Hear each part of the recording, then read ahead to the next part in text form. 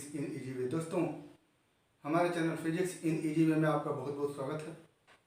दोस्तों, पिछला video clip हमारा प्रकाशिक यंत्र में सूक्ष्मदर्शी से था। आज हम खगोलीय दूरदर्शी के विषय में अध्ययन करेंगे, जिसके सहयोग से अत्यंत दूर स्थित वस्तुओं को देखा जाता है। इसमें खगोलीय पिंड मुख्य रूप से आते हैं, इसलिए इस प्रकाशिक यंत्र का नाम खगोलीय दूरदर्शी रखा गया है। इसके सहयोग से मुख्यतः खगोलीय पिंडों को देखा जाता है, जो हमारे पृथ्वी से अत्यंत दूर होते हैं। तो किसी वस्तु के साइज को आवश्यकता अनुसार बढ़ाने अथवा घटाने के लिए प्रकाशिक यंत्र का उपयोग किया जाता है। हमने सूक्ष्मदर्शी को देखा था, तो उसके सहयोग से वायरस, बैक्टीरिया, फंगस आदि जो अत्यंत सूक्ष्म जीव थे, उनके इमेज को, उनके प्रतिबिंब को सूक्ष्मदर्शी के सहायता से बड़ा करके देखा जाता था। आज हम खगोलीय पिंड जो अत्यंत बड़े होते हुए भी हमसे काफ़ी दूर होने के नाते हमको छोटे दिखाई देते हैं, उनकी संरचना के विषय में अध्ययन करने के लिए हम जिस प्रकाशिक यंत्र का उपयोग करते हैं वो खगोलीय दूरदर्शी है। इसके सहयोग से दूर स्थित बड़े पिंड के प्रतिबिंब को अत्यंत नज़दीक बना करके उसको देखा जाता है। खगोलीय पिंड बड़े होने के बावजूद भी अत्यंत दूर होते हैं और हमारे नेत्र पर अत्यंत छोटे कोण अंतरित करते हैं, इसलिए उनका आकार छोटा दिखाई देता है। लेकिन जब उन पिंडों को हम खगोलीय दूरदर्शी के सहयोग से देखते हैं तो उनका प्रतिबिंब हमारे काफ़ी नज़दीक बनता है और वो प्रतिबिंब हमारे नेत्र पर बड़ा दर्शन कोण अंतरित करता है, इसलिए वो हमको बड़ा दिखाई देता है और उसके विषय में हम विस्तृत रूप से अध्ययन कर पाते हैं। तो खगोलीय दूरदर्शी के विषय में हम पढ़ेंगे कि उसकी रचना क्या होती है, वह किस सिद्धांत पर कार्य करता है और वह कैसे कार्य करता है, और खगोलीय दूरदर्शी की आवर्धन क्षमता क्या होती है। इन सब तथ्यों के विषय में हम आज अध्ययन करेंगे। तो सबसे पहले हम रचना को देखते हैं।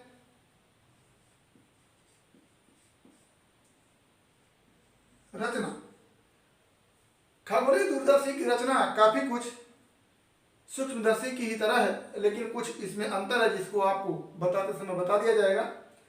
तो जैसे सूक्ष्मदर्शी में दो लेंस होते हैं, यहाँ भी दो लेंस होते हैं। अंतर सिर्फ इतना है कि वहां पर ऑब्जेक्टिव लेंस, जो लेंस वस्तु की ओर होता है, उस लेंस की फोकस दूरी अत्यंत छोटी होती थी और उसका द्वारा छोटा होता था। लेकिन आज जिस खगोलीय दूरदर्शी के विषय में हम अध्ययन कर रहे हैं, उसके लिए जो लेंस वस्तु की ओर होता है, ऑब्जेक्ट की ओर होता है, उस लेंस की फोकस दूरी और द्वारा अपेक्षाकृत बड़ा होता है। यानी यहाँ पर जो अभिदृश्यक लेंस है, अभिदृश्यक लेंस की फोकस दूरी एवं द्वार दोनों क्या होते हैं, अपेक्षाकृत बड़े होते हैं। जबकि जिस लेंस की तरफ हम नेत्र रख के इस वस्तु खगोलीय पिंड के इमेज को देखते हैं, उसकी फोकस दूरी एवं द्वारा छोटा होता है और इस लेंस को हम नेत्रिका कहते हैं। जिस लेंस की ओर हम अपने नेत्र को रखकर खगोलीय पिंड के प्रतिबिंब को देखते हैं, वह नेत्र नेत्रिका होती है और इस नेत्रिका की फोकस दूरी और द्वारक दोनों छोटी होती है। तो क्या हो गया, नेत्रिका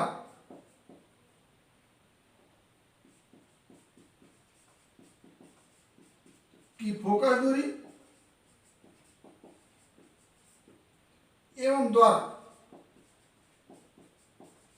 क्या होता है, छोटा होता है। ये मुख्य अंतर हो गया सूक्ष्मदर्शी एवं दूरदर्शी में, कि सूक्ष्मदर्शी कि अदृश्यक लेंस की फोकस दूरी m द्वारा छोटा होता है, जबकि खगोलीय दूरदर्शी के अभिदर्शक लेंस की फोकस दूरी एवं द्वारक क्या होता है, बड़ा होता है। और सूक्ष्मदर्शी के नेत्रिका की फोकस दूरी एवं द्वारक बड़ा होता है, लेकिन खगोलीय दूरदर्शी की नेत्रिका की फोकस दूरी एवं द्वारक क्या होते हैं, छोटे होते हैं। ये हो गया हमारा। और दोनों ही लेंस चाहे अभिदर्शक हो चाहे नेत्रिका हो, अलग अलग दो नलिकाओं में समायोजित होती है, नलिकाओं में सेट होती है। तो इन दो नलिकाओं की विशेषता होती है कि ये दोनों नलिकाएं दंत चक्र व्यवस्था रैक पिनियन एडजस्टमेंट के माध्यम से जुड़ी होती है। और ये रैक पिनियन के सहयोग से एक नलिका दूसरे नलिका के अंदर प्रवेश कर सकती है, या कह लें कि दोनों लेंसों के बीच की दूरी कम अथवा अधिक की जा सकती है।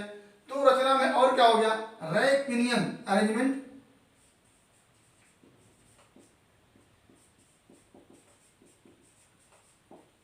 रैक पिनियन, तो रचना में क्या हो गया, रैक पिनियन एडजस्टमेंट।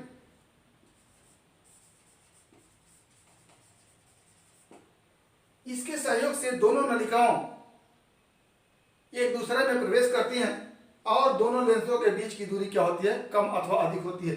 ये नलिकाएं एक ये हो गई और एक नलिका ये हो गई। दोनों नलिकाएं एक दूसरे में प्रवेश कर सकती हैं और दोनों लेंसों के बीच की दूरी कम हो सकती है, या फिर दोनों नलिकाओं के सहयोग से दोनों लेंसों के बीच की दूरी अधिक हो सकती है। कुल मिलाकर के हम रैक पिनियन एडजस्टमेंट के सहयोग से दोनों लेंसों के बीच की दूरी कम अथवा अधिक कर सकते हैं। ये हमारी रचना हो गई। क्या, नंबर एक, अभिदर्शक लेंस जिसकी फोकस दूरी एवं द्वारक अपेक्षाकृत अधिक होता है और जो खगोलीय पिंड की ओर होता है। नेत्रिका जिसकी फोकस दूरी एवं द्वारक अपेक्षाकृत कम होता है, जो नेत्र की ओर होती है। दोनों लेंस दो नलिकाओं में एडजस्ट होती हैं और दोनों नलिकाएं रैक पिनियन एडजस्टमेंट के द्वारा एक दूसरे से जुड़ी होती है, जिससे कि दोनों लेंसों के बीच की दूरी कम अथवा अधिक किया जा सके। ये हमारी हो गई रचना। आगे सिद्धांत।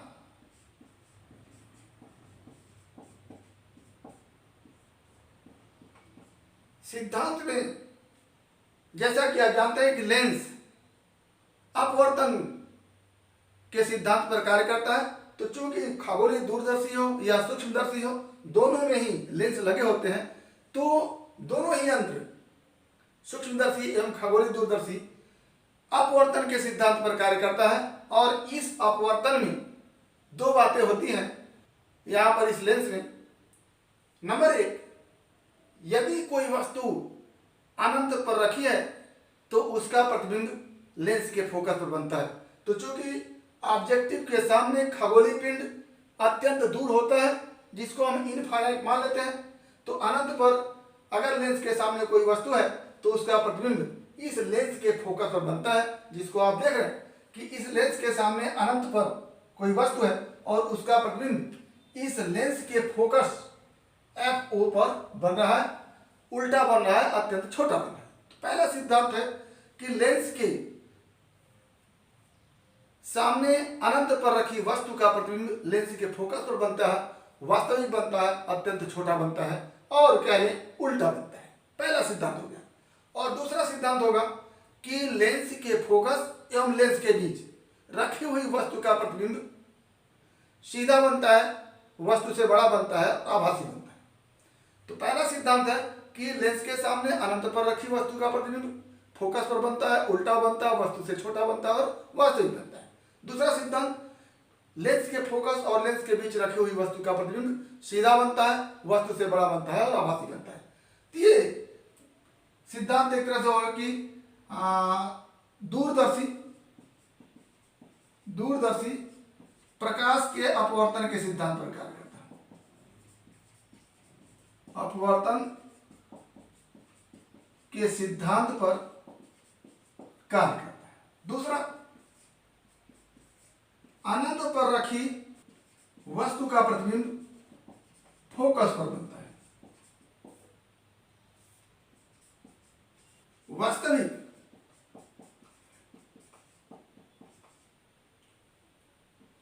एवं अत्यंत छोटा बनता है। तीसरा, एवं लेंस के बीच रखी वस्तु का प्रतिबिंब आभासी,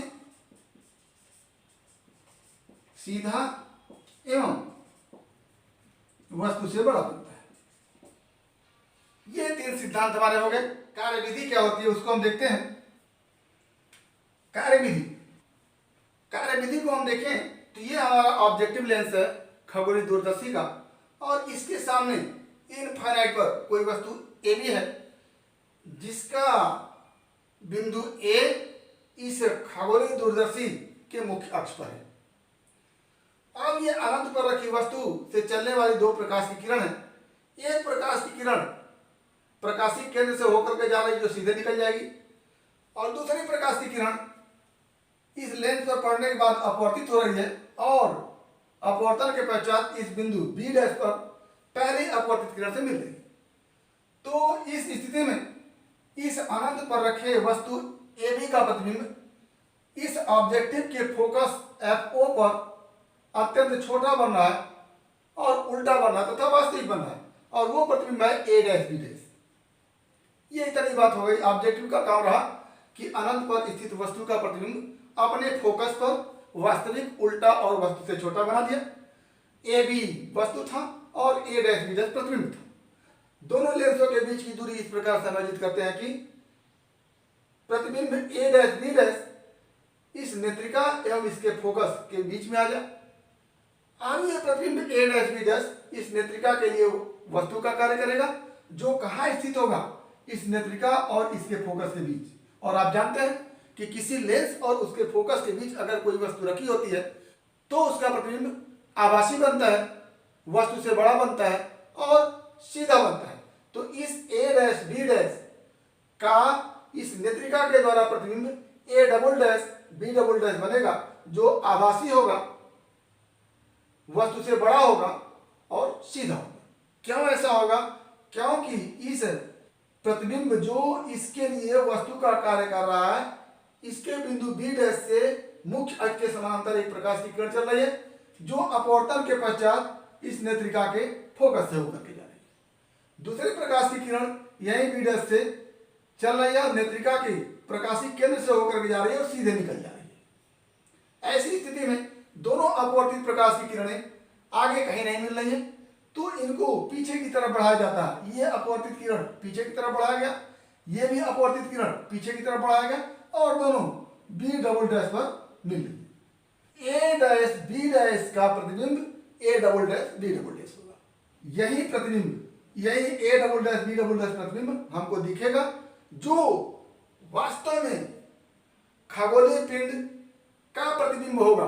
खगोलीय पिंड का प्रतिबिंब ऑब्जेक्टिव के द्वारा ये बना और इस इमेज का प्रतिबिंब नेत्रिका के द्वारा ये बना, तो अंत में क्या हो गया कि ये खगोलीय पिंड का अंतिम प्रतिबिंब बना जो हमको खगोलीय दूरदर्शी से दिखाई देता है। अब ये बड़ा क्यों दिखाई दे रहा? खगोलीय पिंड बहुत बड़ा होता है लेकिन अत्यंत दूर होने के कारण वो हम पर दर्शन कोण जो बनाता है, अगर हम इस ए बी को जो इनफाइनाइट पर हम यहाँ से देखें बिना खगोलीय दूरदर्शी के, तो ये अल्फा कोण अंतरित करता है। और जब हम खगोलीय दूरदर्शी लगा करके देखें इस इमेज को तो ये हमको ये बीटा कोण अंतरित करता है। तो देख रहे हैं आप कि अल्फा कोण बीटा कोण की अपेक्षा छोटा है। तो खगोलीय पिंड अत्यंत बड़ा होने के बावजूद भी अत्यंत छोटा कोण अंतरित करने के कारण हमको छोटा दिखता है, लेकिन इसी का प्रतिबिंब जब हम खगोलीय दूरदर्शी से देख रहे हैं तो ये प्रतिबिंब बीटा कोण अंतरित कर रहा है और ये बीटा कोण बड़ा है, इसलिए हमको ये इमेज अपेक्षाकृत बड़ा दिखाई देता है। अब बात आती है आवर्धन क्षमता की कि इस खगोलीय दूरदर्शी की आवर्धन क्षमता क्या होती है। क्या आवर्धन क्षमता? तो पहले तो हम जान चुके हैं कि आवर्धन क्षमता होता क्या है। आवर्धन क्षमता m बराबर इस दूरदर्शी के द्वारा बने हुए प्रतिबिंब के द्वारा अंतरित कोण बटा क्या दूरदर्शी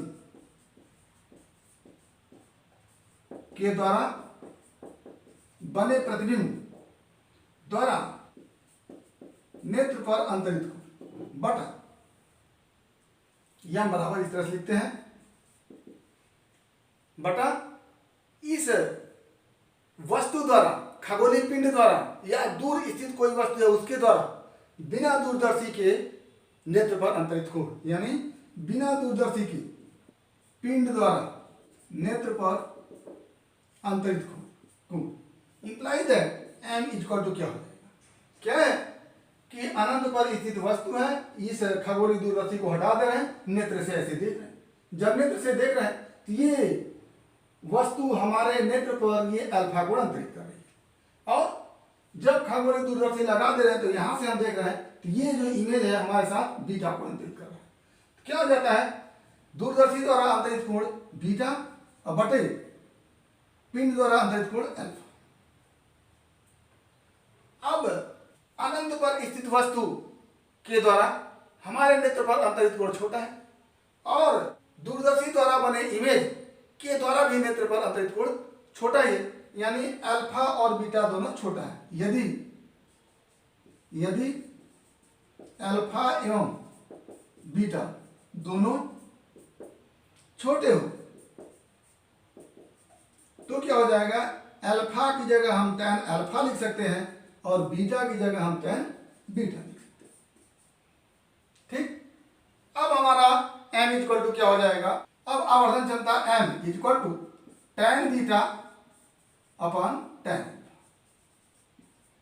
अब हम थोड़ा फिगर में tan बीटा और tan अल्फा की बात करते हैं। तो हम ये कोण लेते हैं अल्फा, अगर ये कोण अल्फा है तो ये कोण भी अल्फा होगा। ऐसे दो लाइनें हैं एक दूसरे को क्रॉस कर रही हैं, तो अगर ये कोण अल्फा है तो ये भी कोण अल्फा होगा। अगर ये कोण अल्फा है और ये कोण 90 डिग्री है तो इस त्रिभुज में ओ ए डैश बी डैश में tan अल्फा इक्वल टू क्या हो जाएगा, लंब ए डैश बी डैश बटे आधार ओ ए डैश, क्या हो जाएगा tan अल्फा हो गया। और tan बीटा की बात करें तो ये वाला त्रिभुज लेते हैं ई ए डैश बी डैश में, ये कोण 90 डिग्री हो गया और ये कोण बीटा है, क्या हो जाएगा, यहां से tan बीटा का मान क्या हो जाएगा, ए डैश बी डैश अपॉन ई ए डैश, ये लंब और ये आधार, क्या हो जाएगा ई ए डैश बटा ये फिर लंब इस वाले त्रिभुज में, ये लंब ए डैश बी डैश बटे आधार ओ ए डैश और इनको हम हल करेंगे तो आ जाएगा ओ ए डैश बटा ई ए डैश, यानी यम बराबर हमारे पास हो गया, यम बराबर ओ ए डैश अपॉन ई ए डैश, ओ ए डैश अपॉन ई ए डैश। अब थोड़ा ओ ए डैश की बात करते हैं। ओ ए डैश क्या है, इस ऑब्जेक्टिव से इस इमेज की दूरी है, और आप जानते हैं कि ऑब्जेक्ट इनफाइनाइट पर है, वस्तु अनंत पर है, तो ऐसी स्थिति में इमेज कहाँ बनेगा, फोकस पर बनेगा। तो चाहे हम ए डैश ओ कहें या कह लें एफ ओ, क्यों, ये ऑब्जेक्टिव की फोकस दूरी है कितनी, ओ ए डैश के बराबर, क्या हो जाता है एफ ओ बटा ये दूरी ए डैश ई, और ए डैश ई क्या है, इस ए डैश बी डैश की इस नेत्रिका से दूरी, और इसको हम लिख सकते हैं यू ई, क्योंकि यही ए डैश बी डैश इस नेत्रिका के लिए वस्तु का काम कर रहा है, तो क्या हो जाता है यू ई। अब हमारा क्या हो जाता है, यहां से m equal to F O upon U E, ये हो गया। अब इसको हम लिख सकते हैं m equal to F O into 1 upon U E. F O positive होगा और यू ई नेगेटिव होगा, तो क्या हो जाएगा, ये F O 1 upon U E. ठीक, अब ये तो हो गया हमारा जनरल फॉर्मूला, किसके लिए, दूरदर्शी की आवर्धन क्षमता के लिए। आगे पहला कंडीशन हम इसी से बनाते हैं कि यदि अंतिम प्रतिबिंब स्पष्ट दृष्टि की न्यूनतम दूरी पर बने। अंतिम प्रतिबिंब कहां बने? स्पष्ट दृष्टि की न्यूनतम दूरी पर। तो पहला कंडीशन हो गया कि यदि अंतिम प्रतिबिंब स्पष्ट दृष्टि की न्यूनतम दूरी पर बने, कितनी होती है? कैपिटल डी पर बनी। तो v इक्वल टू क्या हो जाएगा? d। और v इक्वल टू डी हो गया तो इस फॉर्मूले में 1/fe equal to 1/v minus 1/u।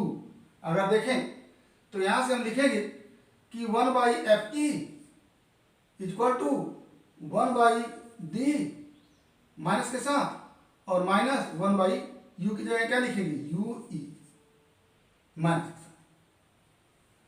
अब यहां से क्या बन गया हमारे पास? 1/fe equal to minus 1/d 1/-d plus 1/ue। और यहां से 1/u इक्वल टू क्या हो जाएगा? 1/ue equal to 1/fe plus 1/d। और इसको लिखेंगे 1/fe कॉमन लेकर के क्या हो जाएगा? 1 प्लस fe अपॉन d। अब इस फॉर्मूले को, इस 1/ue के मान को हम यहां पर रख देते हैं। तो क्या बन के आएगा हमारे पास? m equal to fo into fo 1/ue की जगह 1/fe into 1 plus fe upon d। ये हो गया। और यहां से क्या बच गया? m equal to minus fo upon fe 1 plus fe upon d। ये हमारा फॉर्मूला हो गया। कब? जब अंतिम प्रतिबिंब स्पष्ट दृष्टि की न्यूनतम दूरी पर बना। दूसरा कंडीशन कि यदि प्रतिबिंब अनंत पर बन जाए। दूसरा कि यदि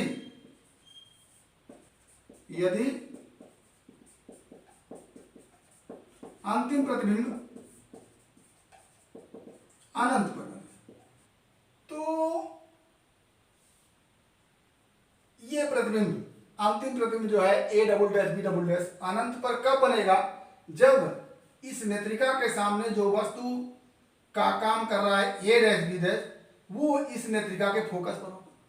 यानी ये वस्तु अगर नेत्रिका के फोकस पर हो तो अंतिम प्रतिबिंब कहां बन जाएगा? इनफाइनाइट बन जाएगा।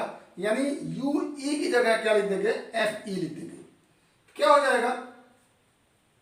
जो हमारा पीछे आया था m equal to minus fo upon ue, ये आया था। फिर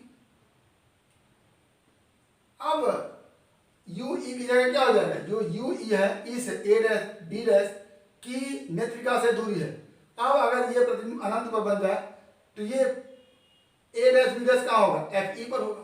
और fe पर होने का मतलब ue की जगह क्या हो जाएगा? fe हो जाएगा। तो ऐसी स्थिति में क्या हो जाएगा? बने तो ue इक्वल टू क्या होगा? fe। तो ये वाला जो फार्मूला हमारा जनरल फार्मूला आया था जिसको हम लिखे थे m इक्वल टू, इस तरह से लिखे थे m इक्वल टू fo और 1 बाई माइनस ue, इस तरह से लिखे थे। अब ue की जगह क्या लिख देंगे? fe लिख देंगे। क्या हो जाएगा हमारे पास? m equal to imply that m equal to क्या हो जाएगा? Minus fo upon fe। ue की जगह क्या हो जाएगा? fe हो जाएगा। तो यहां पर क्या हो जाएगा? fo बटा fe। ये हमारा जब अंतिम प्रतिबिंब इनफाइनाइट बने तब बनेगा। अब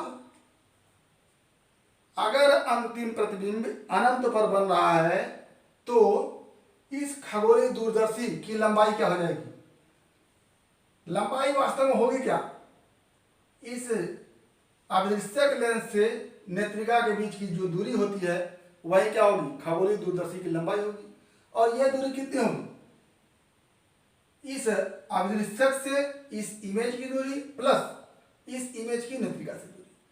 तो इमेज की दूरी तो होगी, अगर हम इसको L लिखें, लंबाई L इक्वल टू ये यहां से यहां तक की दूरी FO होगी प्लस इस इमेज की इस नेत्रिका से दूरी UE होगी।